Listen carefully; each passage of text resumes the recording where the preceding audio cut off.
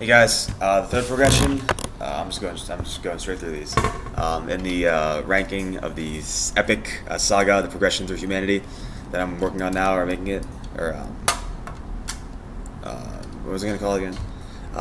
The third rank of the series, the evolution of humanity. That's what it was. Is what I talk about now, and that's captainship. So that is the idea of taking your people, leading them to new lands. So once you have your place and once you have your roles in your society and you're great, you have to explore and you have to find what I call your manifest destiny. So that is your role and your key to the entire world and the entire known universe is to know where you stand as a people, to know your roles in the grander scheme in the universe, and to know how you stand with other tribes or other factions or other clans. Because at the end of the day, you're not going to know much if you don't know anyone. Because you, at some point, if you've never played the game Civilizations, this might not make that much sense to you. But that's kind of like what I'm thinking of as I'm saying this stuff.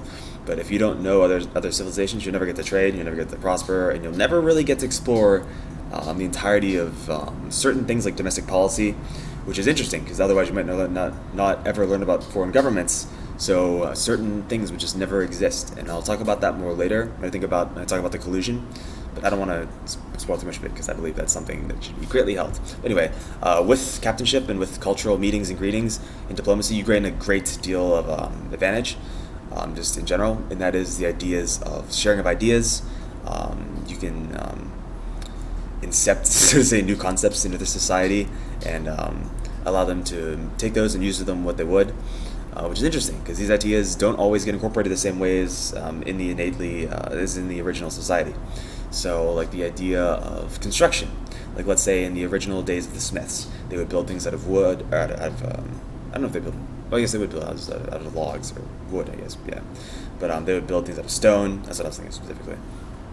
But then when they told other tribes about this is how it happened. And those tribes said, "Oh, we can construct things. Great. We'll use other things like we'll use paper, or like to build in Japan like tatami mats. Sorry, not tatami walls, but the paper walls and the screens they have that separate rooms." Or they'd build like straw huts or things like that. Or to take like the ideas of construction and make them unique to each culture, like with Gothic architecture, or I'm thinking of other ones in France. There's the other ones that are I think German, and those are the Gothic. This is the Gothic. So I'm thinking of the Visigothic, the ones in France. Yeah, but anyway, the idea of just incorporating ideas from different tribes into new uses is great too, because maybe someone teaches you something, or shows you something, or gives you something, or teaches you something. So hey, here's what we do in our tribe. Also, it opens the idea for new ways of getting like new games and competitions, like the Olympics, for example. If you never met another country or another faction or another unity, whatever you call them, you never have the ability to compete in the Olympics. So that's just a cool thing to keep in mind, right? And I was going to say the word union, but that's, I guess, maybe too specific. But it's just a unity of people. So the simplest way to put it, right? But anyway, the idea is that through the sharing of ideas and cultures, the world as a whole can go great, and people can allow, respectively, each of the cultures to collide into what I would call a joint colluded golden age. So that's the idea that every civilization can prosper together if they share ideas and concepts together and allow themselves to harmonize into what I can call a third harmony glorious peak. So that would be definitely something as a civilization you'd want it to happen and you would love to be a part of, because it's definitely something that would be a spectacle to behold. So apart from that, there's great things to learn and share from different cultures. And even just traveling the world today, I've seen some great things in Africa. They do a lot more bodily aware. It seems like they know a lot more about breathing. I think because I think they're more like breathing exercise and stuff like that, and they're very athletic in general. Africans. So tell me something. If you've never been to any Africans, you can check out an African country, or travel around and see if you find a place that's interesting, or maybe do a volunteer stint and see if you like a tribe that you can get hooked up with or something like that, or set up with. I don't know. But anyway, that's essentially what I feel is the third marker in history is to meet and greet other factions. I'll call them at this point in time. Because at this point in time, I think they've grown to the civilization have grown to the point through its progression that it would be considered to be referred to as a faction. So in this ideology, I guess you'd probably end up meeting a lot of other captains, as I call them, and you could share with them the knowledge of your tribe or your clan, and you can share with them also your ideologies, your beliefs, and what you founded your civilization on, so to speak. So it's, I guess, what innately makes you guys you, what you hold to be valuable and true, and hold highly regard in regards to your civilization, but then how you can communicate those ideas without, getting into that weird match, like, here's what we think is okay, but we know you're different, so how are we going to get along, that kind of thing.